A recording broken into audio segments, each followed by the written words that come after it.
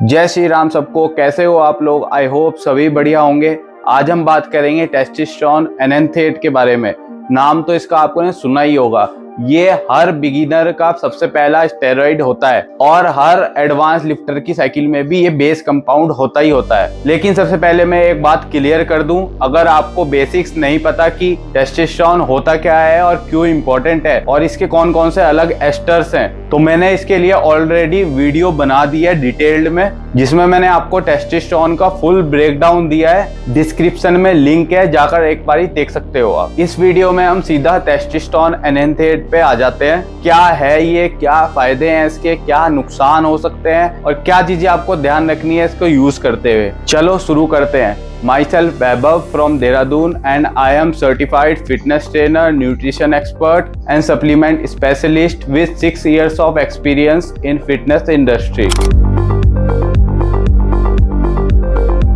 सबसे पहले ये समझो कि टेस्टोस्टेरोन एनेंथेट एक इंजेक्टेबल स्टेरॉइड है जो बेसिकली सिंथेटिक फॉर्म में होता है और इसमें एक एस्टर लगा हुआ होता है जिसका नाम है एनेंथेट, जो कि पूरा होता है टेस्टोस्टेरोन एनेंथेट। अब एस्टर क्या है? सिंपल लैंग्वेज में बोले तो एस्टर डिसाइड करता है कि इंजेक्शन के बाद आपका टेस्टोस्टेरोन कितना टाइम तक धीरे धीरे रिलीज होगा। जैसे कि एनेंथेट एस्टर का हाफ लाइफ जो है आपका 5 से 7 दिन का होता है।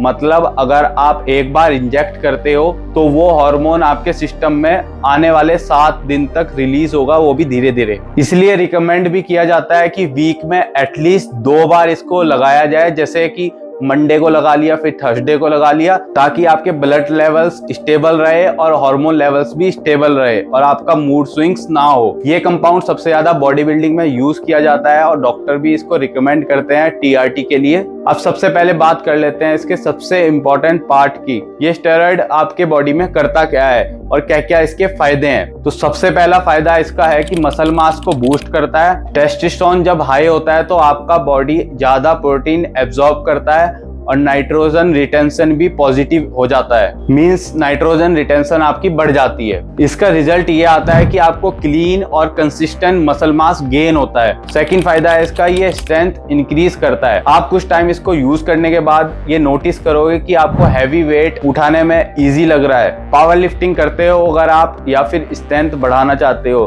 तो ये कंपाउंड आपकी काफी हेल्प कर सकता है। थर्ड चीज है, ये फास्टर रिकवरी करता है। वर्कआउट्स के बाद आपको पेन कम होता है और सोरनेस भी जल्दी जल्दी चली जाती है। जैसे नेचुरल में आपका 3 से 4 दिन ले लेता है बॉडी रिकवर करने पे, और ये पर्सन टू पर्सन डिपेंड करता है, बट इसमें 2 से 3 दिन में ही आपका सब कुछ रिकवर कर देता है ये। बाकी तो चीजें डिपेंड करती है कि आपकी वर्कआउट कैसा था, इंटेंसिटी कैसी थी, आपकी एज क्या है, आपका एक्सपीरियंस क्या है, ये सब भी मैटर करता है। फोर्थ, ये आपका लिबिडो भी इंक्रीज कर देता है और मूड भी आपका बहुत अच्छा रहता है। आपके कॉन्फिडेंस लेवल्स भी बूस्ट कर देता है ये। फिफ्थ है, ये फैट लॉस को सपोर्ट करता है। डायरेक्ट फैट बढ़ना नहीं है ये, लेकिन जब मसल मास बढ़ता है और टेस्टोस्टेरोन हाई होता है तो आपका मेटाबॉलिक रेट भी बढ़ जाता है, जिससे कि आपकी बॉडी ज्यादा कैलोरीज कंज्यूम करती है। अल्टीमेटली फैट लॉस भी होता है आपका। अब देखो, फायदे जितने ज्यादा होंगे उतने ही साइड इफेक्ट्स भी ज्यादा होंगे। अब मैं बता देता हूँ इसके साइड इफेक्ट्स के बारे में, जो कि लोग इग्नोर भी करते हैं। सबसे पहला साइड इफेक्ट है आपका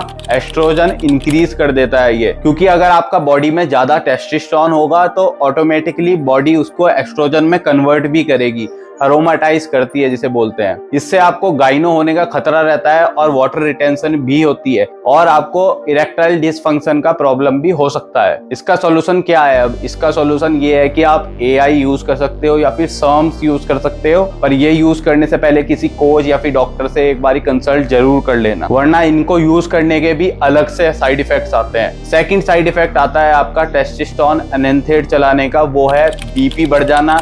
अब आपका अगर वाटर रिटेंशन बॉडी में ज्यादा होगा तो बीपी ऑटोमेटिकली बढ़ जाएगा। तो इसके लिए आपको डाइट क्लीन रखनी है और बीपी को मॉनिटर करते रहना है ऑन साइकिल पे, डेली बेसिस पे। बहुत सारे लोग यही इग्नोर करते हैं कि बीपी को टेस्ट नहीं करते हैं, बट ये एक साइलेंट किलर की तरह काम करता है, तो इसको मॉनिटर करना डेली बहुत ज्यादा इंपॉर्टेंट है। थर्ड साइड इफेक्ट के बारे में हम बात कर लेते हैं, जैसे एक्ने हो गए, ऑयली स्किन और हेयर लॉस। अगर आप जेनेटिकली प्रोन हो इन चीजों से तो डीएसटी बढ़ने से आपके पिंपल्स भी होंगे, हेयर फॉल भी होगा और ऑयली स्किन भी होगी आपकी। फोर्थ साइड इफेक्ट है आपका नेचुरल टेस्टोस्टेरोन शट डाउन कर देता है। ये बात तो सभी को पता है कि अगर आप एनाबॉलिक्स चलाते हो तो आपका नेचुरल टेस्टोस्टेरोन शट डाउन हो जाता है, तो इसको ठीक करने के लिए आपको पीसीटी जरूर करनी पड़ती है। फिफ्थ साइड इफेक्ट है आपका हार्ट हेल्थ खराब कर देता है। ये आपकी कोलेस्ट्रॉल लेवल्स बिगाड़ देगा, आपका एचडीएल सप्रेस करता है और एलडीएल इंक्रीज करता है, जो कि आपका बैड कोलेस्ट्रॉल है। अगर आपका एलडीएल बढ़ेगा तो ऑटोमेटिकली आपको हार्ट में इश्यूज देखने को मिल सकते हैं। सिक्स्थ साइड इफेक्ट की बात करें तो ये हाई आरबीसी कर देता है, जिससे कि आपका ब्लड